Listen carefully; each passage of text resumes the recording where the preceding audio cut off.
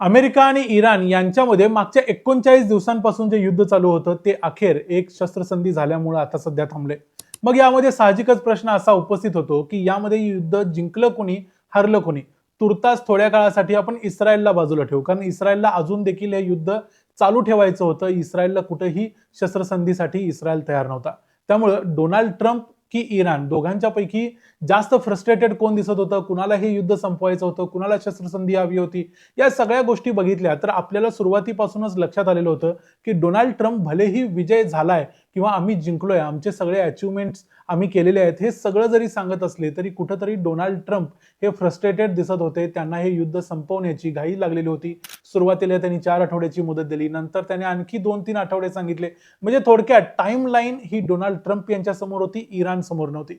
Iran कुठल्याही temporary सीजफायरसाठी तयार नव्हता. फायनली तो तयार झाला.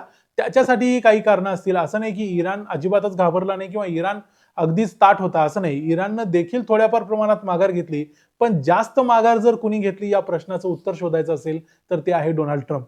मग डोनाल्ड ट्रम्प सगळीकडे जिंकत असताना, त्यांच्याकडे जगातली सगळ्यात पॉवरफुल मिलिटरी असताना, एअरफोर्स, आर्मी, नेव्ही असताना ते का माघार घ्यायला तयार झाले? त्यांच्यावरती असं कोणतं प्रेशर होतं? अशी 4 कोणती कारणं होती ज्यामुळे डोनाल्ड ट्रम्प यांनी पहिल्यांदा आपले डोळे मिचकावले असं आपण म्हणू शकतो. नेमकं काय काय घडलं ह्या युद्धाच्या सीज फायर पर्यंत ते थोडक्यात बघूया या व्हिडिओमध्ये. मी आहे रणजित यादव आणि तुम्ही पाहताय द मराठी बाणा. डोनाल्ड ट्रम्प यांना माघार घ्यावी लागली याचं सगळ्यात महत्वाचं एक कारण होतं त्यांच्यावर असलेलं अमेरिकेतून आणि त्यांच्या स्वतःच्या ऍडमिनिस्ट्रेशन मधून असणारं प्रेशर. डोनाल्ड ट्रम्प भलेही नेत्यानाहू यांच्याबरोबर हे युद्ध करत असले तरी देखील नेत्यानाहूंचं हे युद्ध आहे आणि त्यामध्ये अमेरिका निष्कारण उतरलेली आहे असं अमेरिकेतल्या अनेक लोकांचं म्हणणं होतं. त्यांच्या स्वतःच्या ऍडमिनिस्ट्रेशनमध्ये त्यांचे व्हाईस प्रेसिडेंट जेडी व्हॅन्स या युद्धासाठी तयार नव्हते असं सांगितलं जातं. याशिवाय तुलसी गबार्ड, काश पटेल यांच्यासारखे अनेक लोक या युद्धासाठी तयार नव्हते किंवा त्यांची या युद्धाकडे पूर्णपणे त्यांनी पाठ फिरवली होती. एक प्रकारे हे संपूर्ण युद्ध हे डोनाल्ड ट्रम्प आणि त्यांचे डिफेन्स सेक्रेटरी पीट हेग्सेथ या दोघांचंच होतं की काय असं वाटत होतं. त्यानंतर डोनाल्ड ट्रम्प यांच्यावर वेगवेगळ्या भागातून म्हणजे तिथल्या अमेरिकेतले सेलिब्रिटी, तिथले स्पोर्ट्स पर्सन्स, याशिवाय अनेक लोकांचं प्रेशर होतं.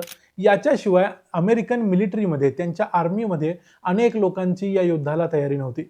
त्यांचे आर्मी चीफ असणारे रँडी जॉर्ज यांना देखील अखेर त्यांच्या डिफेन्स सेक्रेटरीनी काढून टाकलं. म्हणजे अमेरिकेच्या आर्मी चीफला काढून टाकावं लागलं इथपर्यंत वेळ आली होती, कारण यातल्या अनेक लोकांची युद्धासाठी तयारी नव्हती. म्हणून डोनाल्ड ट्रम्प यांच्यावरती प्रचंड दबाव होता. डोनाल्ड ट्रम्प भलेही कितीही विजयाचा दावा करत असले तरी त्यांच्याकडे आपला विजय झालाय हे सांगण्यासारखा डेटा उपलब्ध नव्हता. दुसरी गोष्ट म्हणजे अमेरिकेमध्ये या नोव्हेंबर 2026 मध्ये मिड टर्म इलेक्शन होणार आहेत. म्हणजे अमेरिकेत मागच्या नोव्हेंबर 2024 मध्ये डोनाल्ड ट्रम्प निवडून आलेले होते. त्याच्यानंतर आता मिड टर्म इलेक्शन होत असतात. यामध्ये तिथल्या हाऊस ऑफ रिप्रेझेंटेटिव्ह साठी आणि सिनेटसाठी देखील काही जागांच्या वरती मतदान होत असतं. आता याच्यामध्ये काय आहे तर तिथं अमेरिकेमध्ये बघितलं जातं अप्रुव्हल रेटिंग. प्रेसिडेंटला किती अप्रुव्हल आहे त्यानुसार मग तेवढ्या पार्टीला ती मतं मिळू शकतात. आता सध्याचं डोनाल्ड ट्रम्प यांचं अप्रुव्हल रेटिंग बघितलं तर ते 36% ते 43% पर्यंत गेले आणि जर त्यांचं विरोधकांचं बघितलं तर ते जवळजवळ 50% ते 60% पर्यंत. म्हणजे थोडक्यात होणार काय तर हाऊस ऑफ रिप्रेझेंटेटिव्ह मध्ये याशिवाय सिनेटच्या ज्या काही 1/3 जागा भरल्या जाणार आहेत या दोन्ही ठिकाणी डोनाल्ड ट्रम्प आणि त्यांचा रिपब्लिकन पार्टी दोघेही हरण्याची शक्यता आहे. आणि असं जर झालं तर काँग्रेसमधलं म्हणजे अमेरिकेची जी पार्लमेंट आहे तिथलं डोनाल्ड ट्रम्प यांचं बहुमत जाईल आणि त्याच्यानंतर पुढच्या 2 वर्षात जो काही लहरीपणा डोनाल्ड ट्रम्प यांना करायचा असेल या लहरीपणासाठी जे पार्लमेंटचा शिक्का मारून घ्यायला पाहिजे तो पार्लमेंटचा शिक्का कधीच कशावर बसणार नाही, कारण त्यांच्याकडे तेवढ्या पुरेशा सीट्स या त्यांच्या पार्लमेंटमध्ये असणार नाहीत याची भीती त्यांना होती. त्यामुळे त्यांच्यावरती हे युद्ध संपवण्याचा दबाव होता. हे युद्ध थांबण्यासाठीचं तिसरं एक महत्वाचं कारण म्हणजे मिडल ईस्टमध्ये अडकलेला डोनाल्ड ट्रम्प यांचा हात. भलेही डोनाल्ड ट्रम्प यांचं सैन्य तयार होतं, त्यांचे B-52 बॉम्बर्स, B-2 बॉम्बर्स किंवा त्यांचं USS ट्रिपोली हे जे जहाज आहे, याच्याशिवाय त्यांचे जे अब्राहम लिंकन वगैरे युद्ध नौका आहेत या सगळ्या तयार होत्या या फायनल अटॅकसाठी. पण हे सगळं जरी असलं तरी इराण देखील फक्त काही बघत बसलेला नव्हता. इराणनं देखील आपल्या सगळ्या मिसाईल्स तिथल्या मिडल ईस्ट मधल्या इतर देशांचे जे इन्फ्रास्ट्रक्चर होतं त्यांच्यावरती त्यांनी पोझिशन करून ठेवलेल्या होत्या. त्याने अगोदरच सांगितलं होतं की मिडल ईस्ट मधले सौदी, कतार, UAE या सगळ्या देशांच्या मधले काही ब्रिजेस, तिथलं काही इन्फ्रास्ट्रक्चर आम्ही उडवून लावू. त्याप्रमाणे मग सौदी आणि बहरेन यांच्यामध्ये जो पूल आहे तो पूल ऑलरेडी त्यांनी बंद करून टाकलेला होता, कारण त्यांना भीती होती की इराण पलटी अटॅक करणार आणि त्यासाठी ते घाबरलेले होते. म्हणजे इराणनं देखील एक स्पष्ट करून ठेवलं होतं की आम्ही भलेही अमेरिकेच्या मेनलँडवरती हल्ला करू शकत नाही, पण आम्ही अमेरिकेच्या सहकाऱ्यांच्यावर, मित्रांच्यावर आजूबाजूला हल्ले करू शकतो. याच्याशिवाय आणखी एक भीती होती, ती म्हणजे इराण डिसॅलिनेशन, म्हणजे समुद्राच्या खाऱ्या पाण्यापासून चांगलं पाणी जिथं तयार केलं जातं, हे जे प्लांट्स असतात त्या प्लांट्सवर हल्ला करू शकतो. आता बहरीन, कुवेत सारखे देश जवळजवळ 90% पाणी हे डिसॅलिनेशन केलेले वापरतात. त्यांच्याकडे साध्या साध्या आपल्याकडे जशा नद्या असतात तशा नद्याच नाहीत. त्यामुळे पाण्याचा प्रश्न प्रचंड गंभीर झाला असता आणि या सगळ्या गोष्टींच्यामुळे या राष्ट्रांच्याकडून देखील अमेरिकेवर आणि डोनाल्ड ट्रम्प यांच्यावरती एक प्रकारचं प्रेशर होतं आणि त्यामुळे देखील डोनाल्ड ट्रम्प यांना माघार घ्यावी लागली. आणखी एक महत्त्वाचं कारण म्हणजे डोनाल्ड ट्रम्प यांनी अगोदरच सांगितलं होतं की मी प्रेसिडेंट झाल्यानंतर अमेरिकेला कुठल्याही युद्धात अडकवणार नाही, पण प्रत्यक्षात त्यांनी इराण युद्धामध्ये अमेरिकेला अडकवलं, ज्यातून त्यांना बाहेर पडता येत नव्हतं. आणखी याच्यामध्ये असं झालं की जर युद्धामध्ये अमेरिका अडकली तर त्या युद्धामध्ये अमेरिकेला खूप पैसा खर्च करावा लागतो. हे आतापर्यंत अनेक वेळा अमेरिकेनं पाहिलेलं सत्य होतं.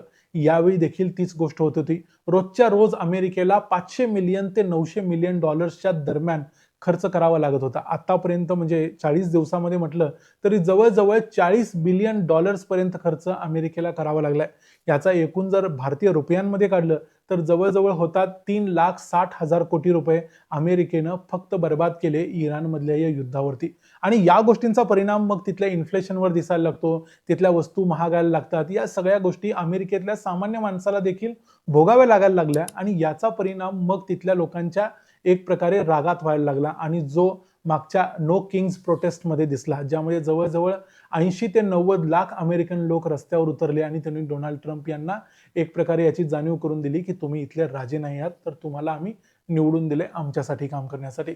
दुसऱ्या बाजूला क्रूड ऑइलच्या प्राइसेस वाढत होत्या, त्यामुळे देखील सामान्य लोकांना जे पेट्रोल डिझेल लागतं त्याच्या किमती वाढत होत्या. या सगळ्या गोष्टींच्यामुळे शेअर मार्केटवर परिणाम होत होता. एक प्रकारे जे बिझनेसमॅन लोक असतात किंवा मोठे लोक असतात त्यांच्या दृष्टीनं देखील हे युद्ध एक प्रकारे सगळ्यांना त्रास देणारं ठरत होतं, म्हणून त्यांच्या बाजूने देखील डोनाल्ड ट्रम्प यांच्यावरती दबाव होता. म्हणून या 4 कारणांच्यामुळे अखेर डोनाल्ड ट्रम्प यांनी जी 2-3 आठवड्यांची परत एकदा मुदत दिलेली होती, या 2-3 आठवड्यांच्या अगोदरच काहीही करून हे युद्ध संपवायचं असं सांगितलं आणि त्यांनी शेवटी हे युद्ध संपवलंच. त्यासाठी त्यांनी एक 2 आठवड्याचा सीज फायर केला. असं शक्यता आहे की कदाचित हा 2 आठवड्यांचा सीज फायर पुढं एक्सटेंड होईल आणि यानंतर हे युद्ध थांबेल. पण सध्या तरी आपण एवढं म्हणू शकतो की हे युद्ध थांबलंय आणि हे युद्ध थांबण्यामध्ये डोनाल्ड ट्रम्प यांनी ज्या हिरिरीनं किंवा ज्या हिरोगिरी करत हे युद्ध सुरू केलं होतं तेवढ्या पद्धतीनं ते युद्ध त्यांना चालवता आलं नाही आणि यामध्ये कुठंतरी अमेरिकेचा पराभव जरी झाला नसला तरी अमेरिका जिंकलेली मात्र नाही आणि इराणचा पराभव जरी झालेला नसला तरी इराण हरलेली नाही. यामध्ये बराचसा फरक आहे. त्यामुळे या संपूर्ण प्रकरणाबद्दल तुमचं काय मत आहे ते आम्हाला कमेंट्समध्ये सांगा. व्हिडिओ आवडला असेल तर व्हिडिओला लाईक करा, चॅनलला सबस्क्राईब करा. पुन्हा भेटू पुढच्या व्हिडिओमध्ये. तोपर्यंत पाहत राहा द मराठी बाणा. जय हिंद, जय महाराष्ट्र.